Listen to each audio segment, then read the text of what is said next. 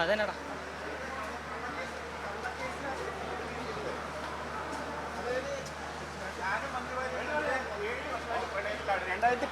മുതൽ ഞങ്ങൾ പ്രേമത്തിലാണ്.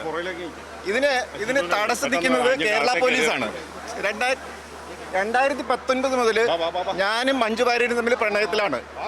ഇതിന് തടസ്സം നിൽക്കുന്നത് കേരള പോലീസാ. ഞാൻ 2 പരാതി കൊടുത്തിട്ട് ആ പരാതി അന്വേഷിക്കാതെ എനിക്കെതിരെ വീണ്ടും കള്ളക്കേസ് എടുക്കുക. ഇപ്പോൾ ഇവർ ചെയ്യാൻ പോകുന്നത് എൻ്റെ മൊബൈൽ പിടിച്ചു വയ്ക്കുന്നു, എൻ്റെ കമ്പ്യൂട്ടർ പിടിച്ചു വയ്ക്കുന്നു, എൻ്റെ കമ്മ്യൂണിക്കേഷൻ കംപ്ലീറ്റ് ബ്ലോക്ക് ആക്കുന്നു.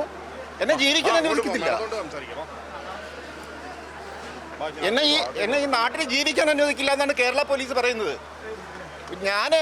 ഞാൻ നാട് വിട്ട് പോയത് എന്നെ കൊല്ലുമെന്നുള്ള സ്ഥിതി വന്നപ്പോഴാണ്. എന്നിട്ട് ഞാൻ തിരിച്ചു വരുന്നു എന്ന് ഞാൻ പോസ്റ്റ് ഇട്ടിട്ടാണ് വന്നത്. എന്നിട്ട് എന്നെ പിടിക്കാൻ വേണ്ടി ഇവർ ഫ്ലൈറ്റ് പിടിച്ചു വന്നിരിക്കുന്നു. ആരാണ് ഇവർക്ക് ഫ്ലൈറ്റ് ടിക്കറ്റ് എടുത്തു കൊടുത്തത്? കേരള സർക്കാരിന് എത്ര പൈസ ഉണ്ടോ? ആരാണത് ചെയ്തത്? നിങ്ങൾ ചോദിക്കണ്ടേ? ജനങ്ങൾ ചോദിക്കണ്ടേ? പ്രായപൂർത്തിയായ 2 മനുഷ്യർ തമ്മിൽ പ്രേമിച്ചാൽ എന്താ പ്രശ്നം?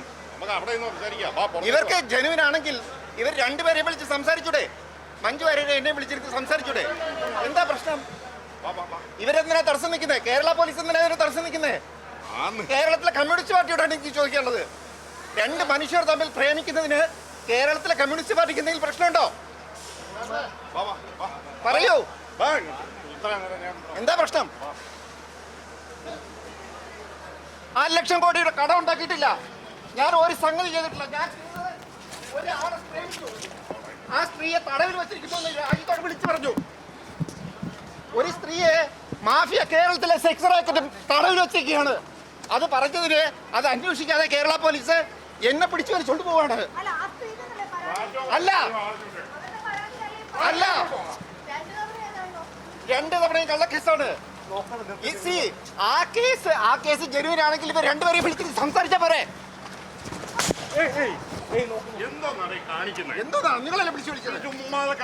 കണ്ടില്ലേ എന്തിനാണ് ഇത് ചെയ്യുന്നവര്? ഇപ്പൊ അമേരിക്കയിൽ നിന്ന് തിരിച്ചു വരാനുള്ള ഒരു സാഹചര്യം അതാണ്. എന്നെ അവിടെ കൊല്ലാൻ വേണ്ടി ആൾ വിട്ടിരിക്കുകയാണ് ഇവര്.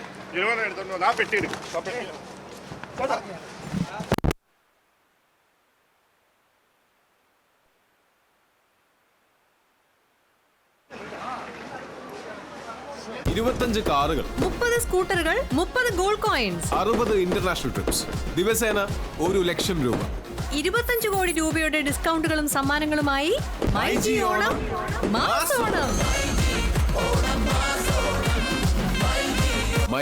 MyG future, experience the next.